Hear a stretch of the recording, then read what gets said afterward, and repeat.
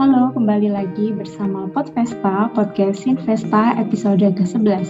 Bersama saya Nadifani Nadia dan rekan saya Nyuandada Adalia Wardani. Nah, di sini pada episode kali ini kita akan membahas topik terkait pengaruh perubahan kurikulum pada mahasiswa Fakultas Kesehatan Masyarakat, terutama di FKM UNED. Pada podcast kali ini juga kita ditemani oleh rekan-rekan Komting dari angkatan 2020 dan 2021. Sebelumnya kita sapa terlebih dahulu. Halo, Kak Alif dan Kak Riflan. Halo Kak, selamat malam. Oke, halo teman-teman. Selamat malam teman-teman. Baik, gimana nih kabarnya Kak Alif dan Kak Riflan?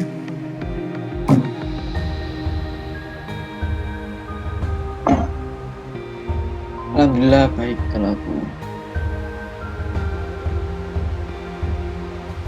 Oke, kalau dari aku alhamdulillah hingga saat ini alhamdulillah sehat-sehat. Alhamdulillah, oke. Kita di sini mau ngobrol santai aja terkait perubahan kurikulum beberapa waktu lalu di FKM UNED. Yang pasti teman-teman juga udah tahu ya. Dari teman-teman selaku Komting nih ya, teman-teman tahu nggak sih perubahan kurikulum ini dan apa tanggapan teman-teman terkait perubahan kurikulum semester depan ini? Mungkin dari Kak Ali. Oke, kalau dari aku ya jelas tahu ini perubahan kurikulum dan kaget itu kalau berubah kurikulumnya dan ekspektasiku perubahan kurikulum kan nggak ngerubah gitu kan. Kalau dari sebelumnya kan, kalau dari kita SMA, SMP gitu kan, kalau perubahan kurikulum nggak ngerubah nggak ngerubah tapi memperbanyak matkul gitu ya. Kita kan kalau dari dulu perubahan kurikulum ya perubahan dari segi penyampaian, terus perubahan materinya yang ditaruh di awal semester tetap beda ya. Jadi kalau dari aku pribadi ya kaget gitu, kita adanya perubahan kurikulum, terus dengan adanya perubahan kurikulum ini mata kuliahnya juga bertambah gitu. Terus dengan adanya penambahan mata kuliah kan, jadi tiap semester kita juga harus menambah SKS kita gitu. Nah, menambah SKS tapi kok malah ini berat gitu SKS-nya. Jadi sampai lulus kita harus namatin mata kuliah baru dan kita nggak bisa lulus kurang dari 4 tahun gitu ya. Karena aku dan mungkin dari teman-teman angkatan 21 juga punya plan juga kan, lulus dengan kurang dari 4 tahun gitu sih. Makasih. Oke, kalau dari Kak Riflan sendiri gimana nih Kak tanggapannya dari kurikulum terbaru ini? Oke. Aku kalau terkait perubahan kurikulum di FKM UNED lebih tepatnya, tanggapanku ini adalah suatu kebijakan dan suatu inovasi yang menguntungkan bagi mahasiswa yang ada di semester awal nantinya. Karena apa? Dari itu nantinya bisa lulus dengan tepat waktu, bahkan mungkin bisa lebih cepat untuk lulusnya, bisa 3,5 tahun. Dan selain itu juga mungkin ada beberapa hal yang menjadi memberatkan dan jatuhnya juga sini menjadi dilema, terutama buat aku pribadi terkait adanya perubahan kurikulum yang ada di FKM UNED.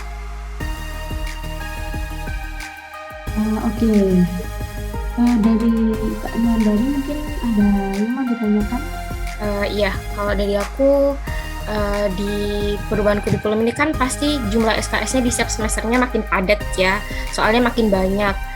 Juga karena ada mata kuliah yang belum diambil di semester sebelumnya. Jadi kata Kak Alif tadi mungkin kita nggak bisa lulus kurang dari 4 tahun ya. Nah, apakah kalian merasa keberatan atau malah seneng gitu bisa lama-lama di FKM bareng teman-teman yang lain? Mungkin bisa dari Alif dulu. Ya, kalau dari aku pribadi ya nggak seneng sih ya apa eh, gimana ya ngomongnya ya kok malah gini gitu loh, kok malah kita nggak bisa lulus kurang dari 4 tahun gitu, terus lebih cepat gitu. Biar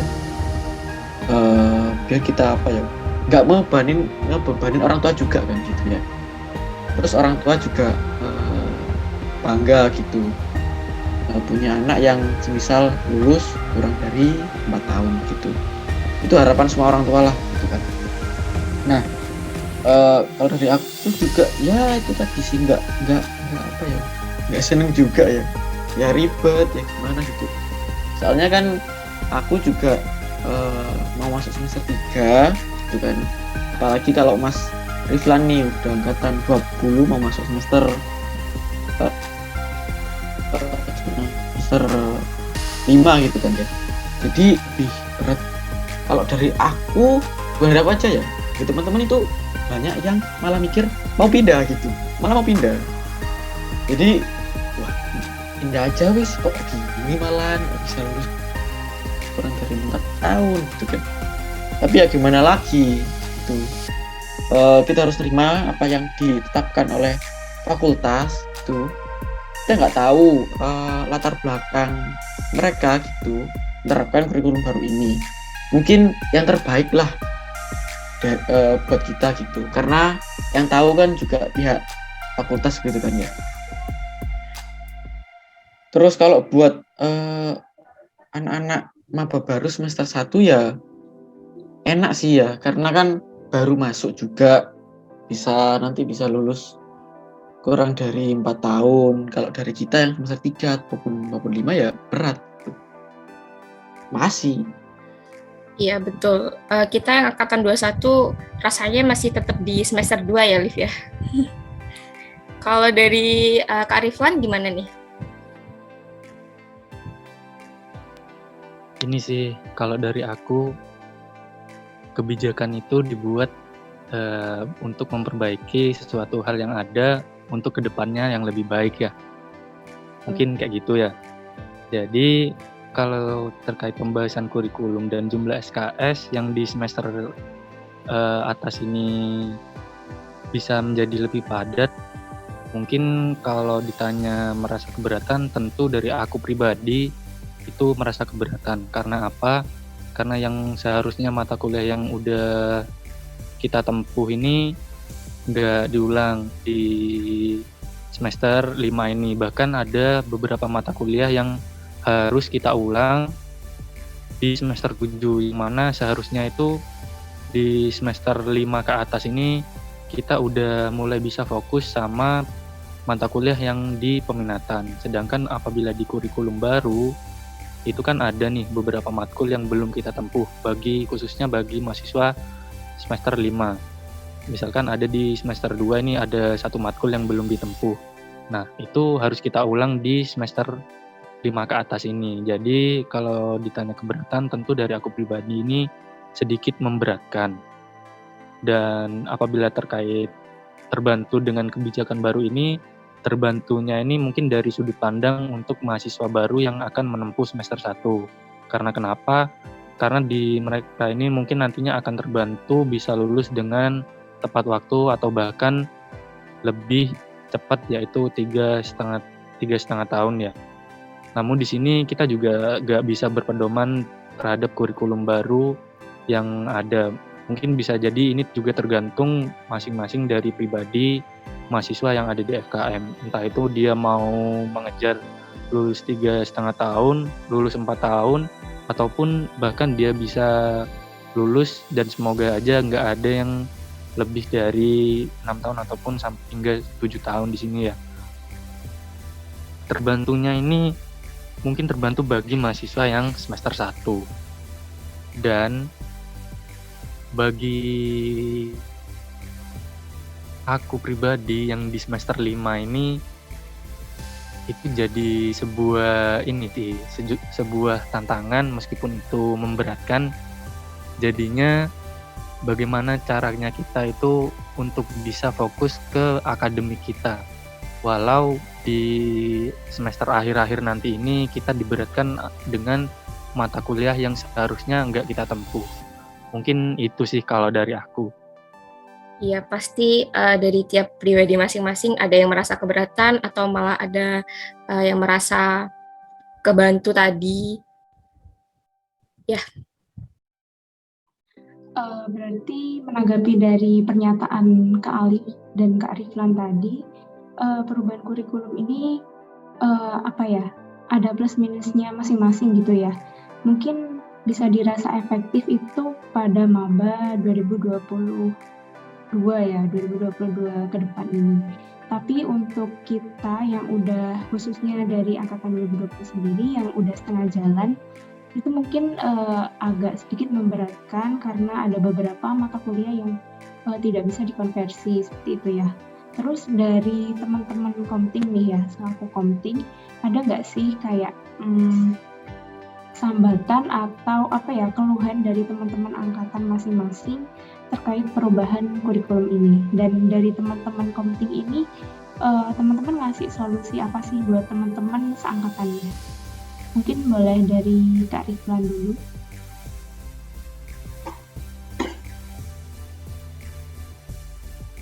Oke, ini terkait sambatan-sambatan, keluhan-keluhan yang ada di mahasiswa semester 5, dan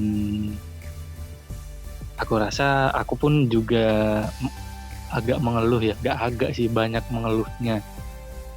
Mungkin terkait keluhan-keluhannya ini seperti kayak, ini ngapain sih kok kita ada matkul yang harus ditempuh lagi, sedangkan kan kita udah di semester 5 dan nanti di semester 7 ini bahkan lebih banyak SKS yang seharusnya kita itu bisa fokus magang, skripsi, dan mungkin bisa fokus ke kayak proposal skripsi kita, semhas kayak gitu yang seharusnya bisa fokus, malah jatuhnya ngulang matkul yang seharusnya udah nggak kita tempuh lagi. Jadi bisa kayak keberatan lah, banyak dari teman-teman angkatan 2020 ini yang keberatan. Dan untuk terkait solusi dari aku sih mungkin ini sih, lebih difokuskan lagi untuk mengejar akademiknya. Dilihat juga yang melatar belakangi kita untuk kuliah ini apa. Dilihat tujuan awal kita masuk ke FKM ini apa. Mungkin kalau dari Mbak Nadifani nih, tujuan kita ke FKM kan untuk menempuh jenjang S1 nih. Untuk ibaratnya memudahkan kita nanti di dunia bekerja nanti, memudahkan karir kita nanti. Semoga aja bisa memudahkan karir kita, kan mungkin seperti itu ya. Jadi kalau dengan adanya perubahan dan di tengah-tengah waktu kita di semester 5 ini, itu malah jadi kayak lebih ke banyak pasrahnya sih. Aduh, kok jadi gini? Aduh, kok makin banyak matkul yang harus ditempuh, dan seharusnya matkulnya itu kalau di kurikulum lama itu 21 SKS. Nah, jadinya di semester 5 ini sendiri tuh kita diharuskan untuk 24 SKS. Nah, ini mungkin solusiku bagi teman-teman.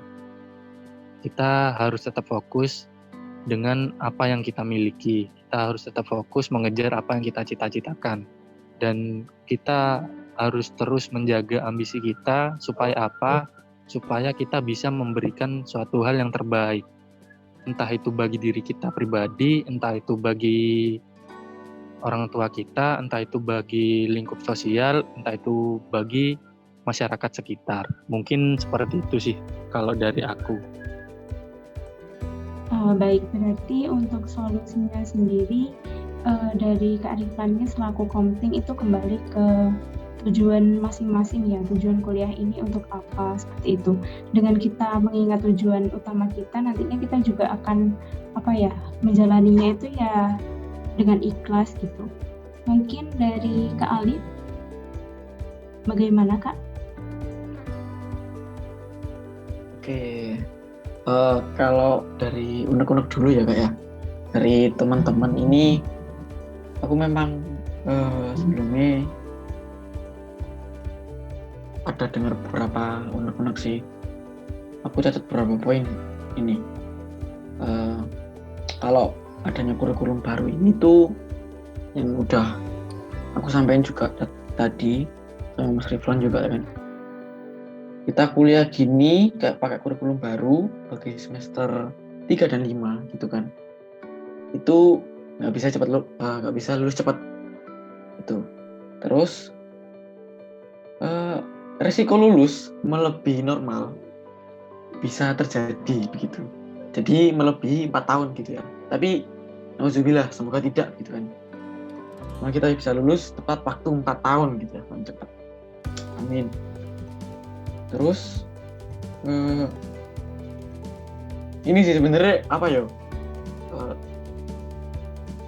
sensitif ini sebenarnya.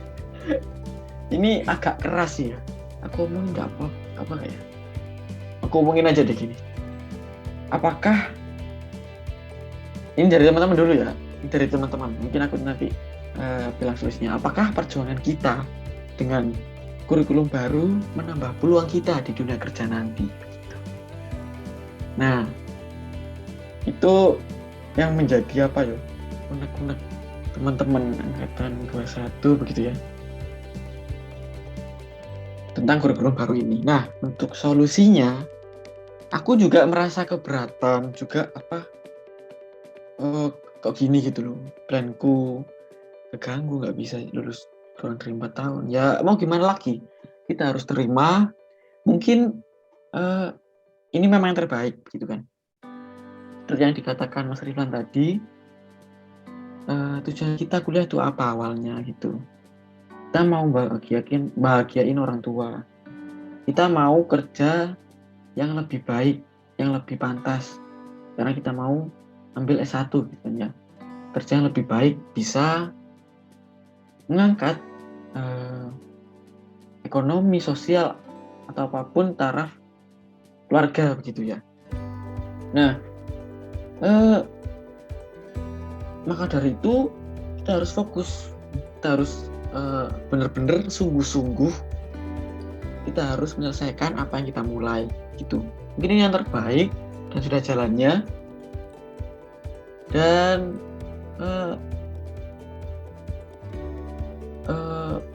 kita tinggal jalani aja gitu. Pokoknya harus niat. Kalau nggak niat ya nggak bisa gitu, harus sungguh-sungguh gitu. Nah, untuk oke, ini aja, nanti aja deh kalau ini. Ya udah, itu dari aku sih. Terima kasih. Ini Mas Alif, aku mau tanya tadi terkait unek-uneknya yang disampaikan ini gimana ya? Coba diulang sedikit.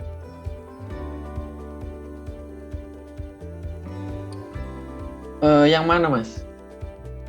Yang tadi apakah dengan kenapa? adanya perubahan kurikulum? Nah, itu coba diulang deh. Ya, itu mau sampein rekam apa?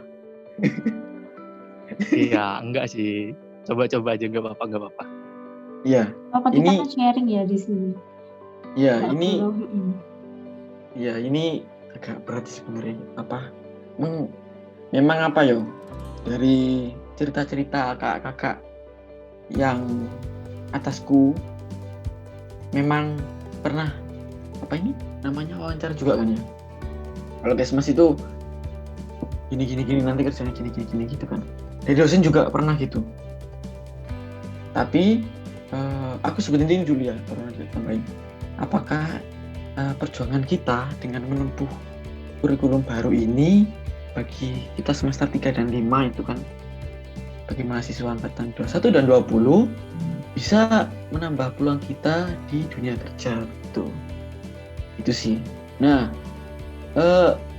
tapi aku kan juga cerita ke orang tua aku nih kalau ada kurikulum baru. Nah, orang tuaku bilang, "Guys, gak usah takut, gak usah wedi, gak usah bingung. Semua itu ada jalannya. Semua udah yang ada ngatur, nggak perlu overthinking lah, gampangannya karo bahasa sekarang gitu ya. Tapi orang tahu nggak bilang overthinking ya. Gak usah bingung, gak usah takut. Lihat besok aja. Yang penting kamu dari tiara sing pinter, itu katanya. Kamu harus sungguh-sungguh, nggak boleh asal-asalan. Itu sih. Terima kasih. Mungkin ini ya, aku izin menanggupin terkait unek-uneknya tadi ya. Apakah perjuangan kita menempuh kurikulum baru ini akan mempermudah atau memperlancar peluang kerja kita di masa depan nanti? Ini sebenarnya masuk ke pepatah ya. Pepatahnya itu kalau nggak salah nih, kalau nggak kebalik, hasil itu tidak akan mengkhianati apa yang telah kita usahakan. Nah, gitu tuh kan, ada sih pepatah yang kayak gitu. Jadi, ya bagaimana caranya kita untuk menanggapi, merespon dengan adanya kurikulum baru ini secara positif. Dan perjuangannya ini di sini menurutku bisa banget untuk menambah peluang kita di masa depan nanti. Karena apa? Ada beberapa mata kuliah yang itu bisa menambah wawasan kita. Karena apa? Karena FKM di sini kan yang telah disampaikan Mas Alif tadi ya, udah wawancara ke kating-kating, udah wawancara ke orang-orang yang lulusan Kesmas, kerjanya kayak gimana. Nah, kebetulan juga kan di FKM itu multilinier, peluang kerjanya kita itu banyak. Dan mungkin dari cerita dosen-dosen kita pun banyak yang dulunya dia di peminatan, misalkan ada tuh di kita kan peminatan promosi kesehatan dan ilmu perilaku. Namun waktu saat mengajar ternyata dosennya ini menjadi dosennya di mata kuliah AKK. Nah, itu peluangnya di sini kan semakin luas. Dan apa yang kita pelajari di sini itu banyak hal juga. Jadi wawasan ilmu kita itu menjadi semakin luas, tidak hanya berfokus ke satu bidang saja, tapi kita multilinier di beberapa bidang yang mana ini nantinya bisa membuat peluang kita itu semakin besar jika dibandingkan dengan fakultas maupun prodi-prodi yang lain, dan itu menurutku pribadi ya. Jadi peluang kerja kita nantinya itu mungkin bisa dapat dikatakan banyak peluang kerja yang itu mendukung di aspek kesehatan masyarakat. Mungkin itu sih kalau dari aku. Kurang lebihnya kayak gitu sih kalau dari aku. Oke. Iya sih benar dari pendapat Kak Arifan tadi. Kalau dari mungkin kita sebagai mahasiswa wajar ya kayak mengeluh karena kan kita juga terkesan mendadak gitu kan perubahan kurikulum ini. Udah gitu kita udah jalan 1 tahun lah ya minimal 2 semester udah jalan, tapi ada beberapa perubahan yang kita juga harus menyesuaikan. Perubahan kurikulum ini menurutku sih pihak akademik ya, maksudnya fakultas itu nggak secara tiba-tiba aja ngelakuin perubahan. Pastinya kan dari mereka juga banyak pertimbangan, terus banyak riset yang dilakukan, terus mata kuliah yang baru itu juga menurutku disesuaikan dengan perkembangan zaman juga. Jadi nantinya kalau kita lulus itu kita punya wawasan yang lebih luas dan memiliki wawasan terbaru dengan perkembangan zaman itu tadi. Jadi mungkin perubahan kurikulum ini udah kebijakan yang terbaik gitu ya menurut fakultas kita, seperti itu. Mungkin dari